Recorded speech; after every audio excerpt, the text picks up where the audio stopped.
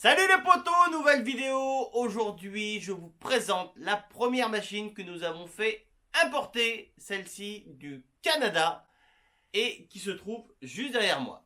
Mais tout de suite, intro.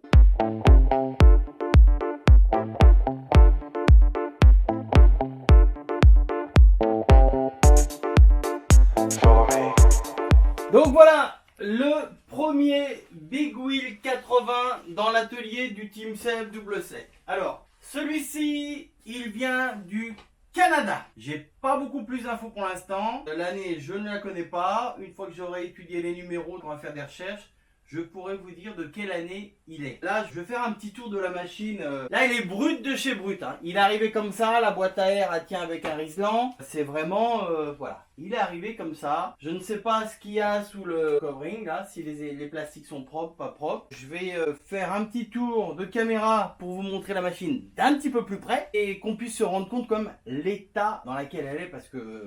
apparemment, elle a bien travaillé déjà celle-là. Mais bon, bah voilà, c'est ça. Ça va être une renaissance. Même là, je vois qu'il y a un truc de soudé. Je sais pas s'il y a ça sur les Big Wheel. Donc, quand je vais avoir les autres machines qui vont arriver, je pourrais comparer. Je vois que là, il y a le petit truc qui devrait être beaucoup plus loin derrière. Voilà, comme ça déjà. C'est bizarre la gueule que ça lui donne. Ça m'étonne que ça reste comme ça, ce truc-là. Il y a un petit cran, vous savez, comme sur les PU 80. Il y a la petite pièce en face, pareil. Il y a le creux. Alors, est-ce que le cadre est tordu et que ça, c'est plus bas? Je sais pas. Je vais découvrir ça en même temps que vous. Tout de suite, je vous fais un petit tour du Big Wheel 80 qui vient du Canada. Allez, c'est parti. Alors déjà, on peut voir que la selle, elle est un petit peu fatiguée. Hein. Maman, la selle, il y en a qui l'ont mangée. Donc ça, obligé, de toute façon, elle sera changée automatiquement puisque les machines qu'on va restaurer, là, c'est le modèle rouge et blanc. Et nous, on va faire des machines bleues et blanc. Parce qu'on préfère en bleu. Alors déjà ici, je vois cette pièce ici. Je sais pas si c'est d'origine ça. Alors je vais voir, je vais comparer aux autres machines. Ça, c'est bizarre. Ensuite, le covering, vous pouvez voir qu'il a été jusqu'en dessous en collé, hein, le gars. Donc on va décoller tout ça pour découvrir l'état quand même des plastiques. Ah là, je vois déjà, voilà, que là, le cadre, bah, il est cassé, hein. Il en manque un morceau. Donc voilà peut-être pourquoi il est si bas que ça aussi. Et puis là, il doit sûrement être tordu. Parce que là, vous voyez ce que je vous disais il y a 2 secondes. Là, vous avez le petit crochet qu'il y a comme sur les Piwi pour s'accrocher dans la pièce qui est ici. Voilà. La petite pièce qui est ici, voilà. Il y a un caoutchouc qui s'emboîte là-dessus, en principe. Et là, on peut déjà voir que ça a pas mal frotté dessus, mais là, ça a une gueule bizarre. Donc, je sais pas, faut que j'étudie ça d'un peu plus près. Le carbu, c'est bizarre, il n'y a pas écrit Mikuni dessus. Je sais pas, le sélecteur, on peut voir que le sélecteur, il est carrément... il est légèrement tordu, hein, il est profilé. La béquille, j'ai pu me rendre compte que... il manque pas le boulon ni l'écrou, hein, sauf que, bon, bah, tout ça, c'est tordu. Voilà. Là, on peut s'apercevoir qu'il manque la commande de frein arrière ainsi que la pédale. Donc là, on voit bien que c'est l'échappement d'origine. Yamaha. Il manque la tôle de protection. Le cul est un petit peu bizarre. Est-ce que ça a été rebidouillé? Je pense. Là, quand on voit l'état du cadre en dessous... ah ouais. Ce moteur a déjà été ouvert. Hein. Quand je vois les vis, les têtes de vis, là, je le vois. Je vois qu'il a déjà été ouvert. Alors la pompe à huile, je sais pas si elle est encore en fonction, je pense. Ça doit pas marcher fort étant donné qu'il manque carrément la petite pièce noire. Hein, ça c'est censé être là-dedans pour actionner la pompe à huile. Voilà, comme ça. Sauf que il manque la pièce pour que le câble puisse être embuté. Alors j'essaye de fumer avec un éclairage, mais je peux pas tout faire, je peux pas tout montrer. Ah oui, puis il manque la durite. Là oui, la durite est déconnectée entre le carburateur et... donc je pense que ça doit être du mélange qui est à l'intérieur du réservoir. Je vais essayer de la faire craquer. C'est juste pour se donner une idée de l'état du moteur, quoi. Donc je vais démonter ça. Je vais démonter ça vite fait. Pour vous montrer qu'elle vient bien du Canada. C'est sympa le plastique qui recouvre les pontées. Vous voyez, le plastique qui vient recouvrir les pontées. C'est rigolo. Donc voilà. Donc là, vous voyez, la machine vient bien du Canada. Bon, il en manque un petit bout de l'étiquette, mais bien sûr, on fera l'étiquette correctement. Hein. Donc vous pouvez voir quand même... les gommards sont fatigués. Hein. Les gommards sont fatigués. Légèrement fatigués, comme on dit. Hein. Ils sont tout découpés de partout. C'est tout craquelé. Hein. Voilà. Donc le gommard est cuit. Je sais même pas si on voit la date sur les gommards, elle est où? S89. 89, le pneu, celui-ci. Et celui-là, il serait de quand? Je pense qu'il a dû être changé le pneu arrière. L'avant, je sais pas. Et celui-ci, déjà Made in Taiwan. Et celui-ci, 2007. Le pneu il serait de 2007. 17e semaine de 2007. Donc voilà quoi. Bon, après c'est normal que le pneu arrière ait été changé par rapport à l'autre. Oh, il a été repeint, mais alors le mec il a dû peindre ça avec un pinceau carrément. On voit toutes les anciennes épaisseurs de peinture et tout. Donc la protection de chaîne. Bon, là je sais pas pourquoi il m'a mis ça.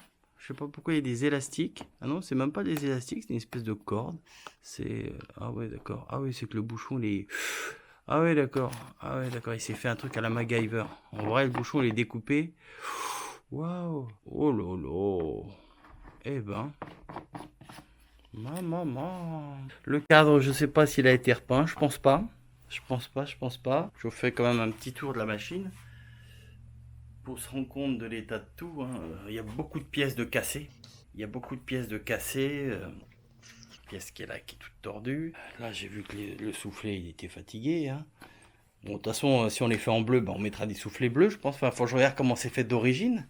Si c'est des bleus ou des noirs. Il a déjà très très bien travaillé, je pense, celui-ci. En dessous, qu'est-ce que ça dit? Waouh! L'état de l'échappement. Waouh, waouh, waouh. Il n'est pas percé, mais... C'est chaud, quoi. Hein. Bon, bon, il va pas rouiller en dessous, hein, vu l'état du moteur en dessous. Bon, allez, on va essayer quand même de le faire démarrer, voir si il veut démarrer. J'aime bien, hein, c'est vraiment adéquat. Hein. C'est vraiment... Putain, c'est du travail à la marque, ça, ou du travail à la Julien? Non, je déconne, les gars, c'est de l'humour. Bon, alors, ce qu'ils veulent savoir, c'est parce qu'on va récupérer les plastiques.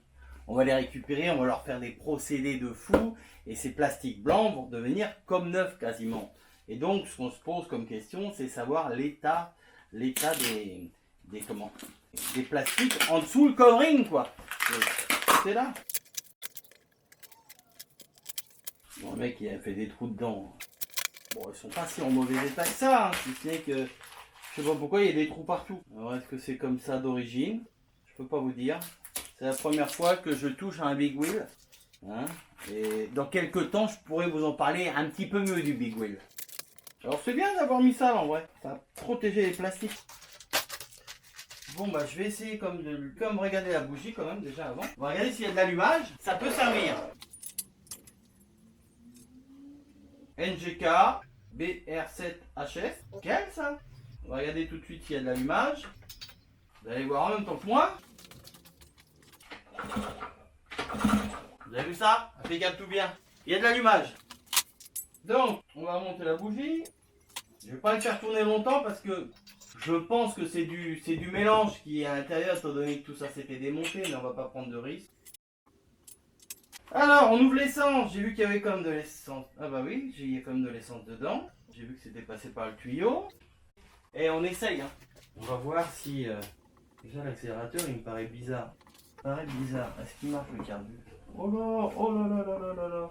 D'accord, le carbu ne redescend pas. Cassé. Oh, il y a 3 kg de scotch là-dedans. Alors, pourquoi il redescend pas? Est-ce qu'il est trop long? Je suis comme vous, hein. Franchement, là, c'est du live, comme on dit. Je sais même pas si je vais pas arriver à le kicker comme ça en hauteur, mais bon. Viens voir, hein. Petit mieux starter.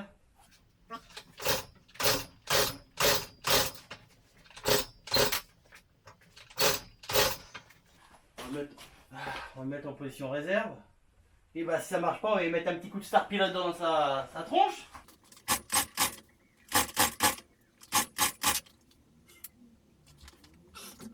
Ouais, c'est bien ça, on est bien sur la bonne position. Il y a de l'allumage. Il sent l'essence. Donc on va essayer de baisser le plus possible. On va même enlever le starter, voir. Il veut pas. C'est bien, vous avez pu voir en même temps que moi. Hein. Bon, qu'est-ce qu'on fait? On y ouvre le carbu. Regarde l'état de la bougie. Mais ça sent l'essence, donc je pense qu'elle doit être mouillée.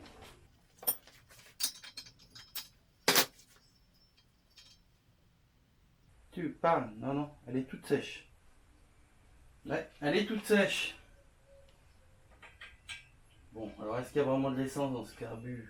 Enfin, dans le réservoir, je vois que la durite est pleine. Mais Mais.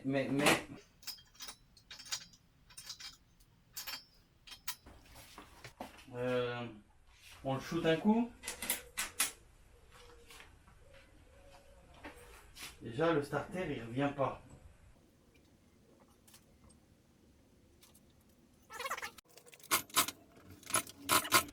Bon, je voulais essayer de le faire péter avant de démonter quoi que ce soit.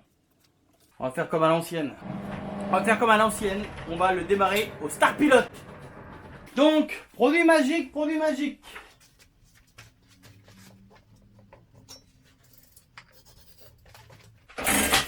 Ah, vous avez vu? Il a pété.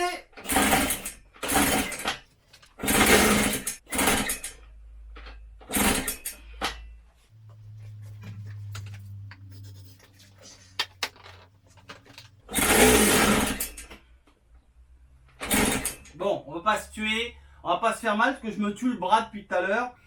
Je vais démonter le carbu juste pour voir ce qu'il me dit quoi. C'est juste pour voir s'il veut tourner ou pas. Donc, on va essayer de comprendre le pourquoi du comment. Déjà, il veut pas sortir. Qu'est-ce qu'il a ce carbu? Est-ce qu'il a le boisseau qui veut pas sortir? Alors je sais, je suis devant, mais il faut que je comprenne. Merde, ça me coule dans la montre ça.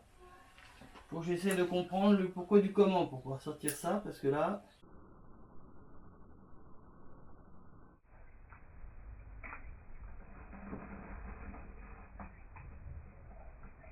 Je vais souffler ça déjà. Bon, pourquoi il veut pas sortir? Oh, il va pas m'agacer ce carbu là. Ah bah quand même.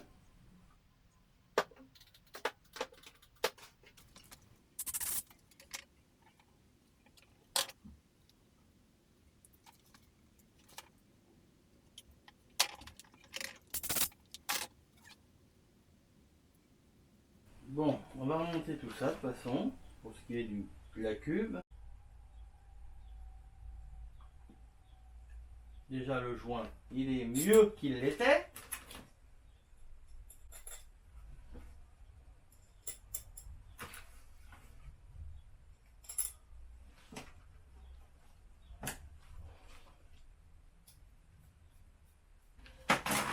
Tac. Bon, on va y remettre la durite. Voilà. Tac. Un petit démontage carbu. Tac. Starter il est mis.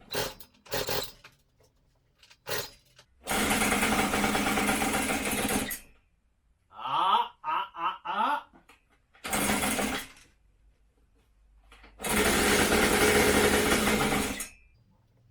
On pas les starters.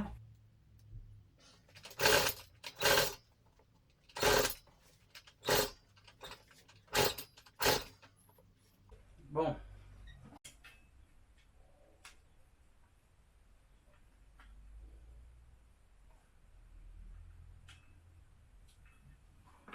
On va essayer de comprendre. On va essayer de comprendre.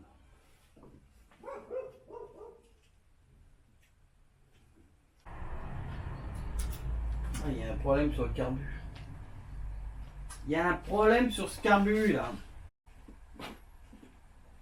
Le boisseau ne veut pas monter.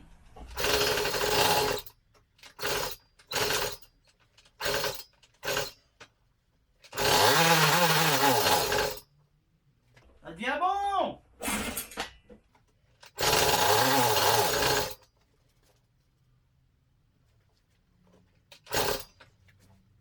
Je suis sûr que je mets un autre carbu.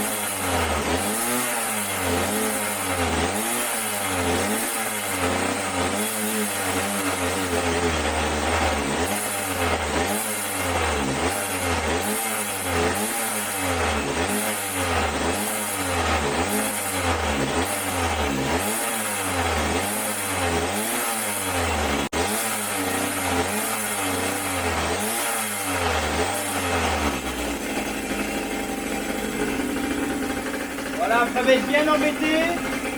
J'ai déjà réussi à le démarrer. Mais il y a un problème dans le carburant.